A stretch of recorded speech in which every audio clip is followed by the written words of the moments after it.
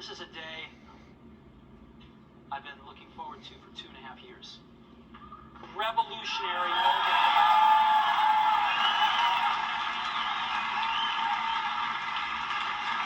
So, 3 things. A widescreen iPod with touch controls, a revolutionary mobile phone, and a breakthrough internet communications device. An iPod, a phone, and an internet communicator. An iPod, a phone.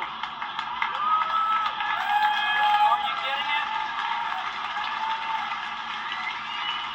These are not 3 separate devices. This is one device.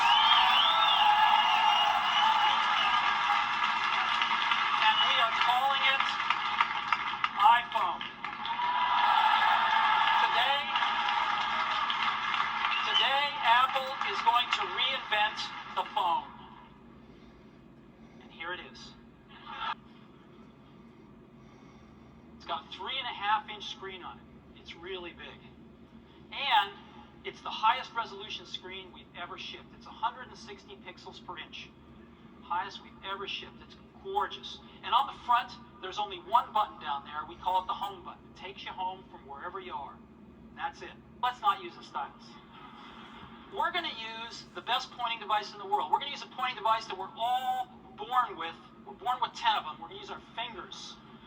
We're going to touch this with our fingers. And we have invented a new technology called multi-touch, which is phenomenal. It works like magic. You don't need a stylus. It's far more accurate than any touch display that's ever been shipped. It ignores unintended touches. It's super smart. You can do multi-finger gestures on it. And boy, have we patented it.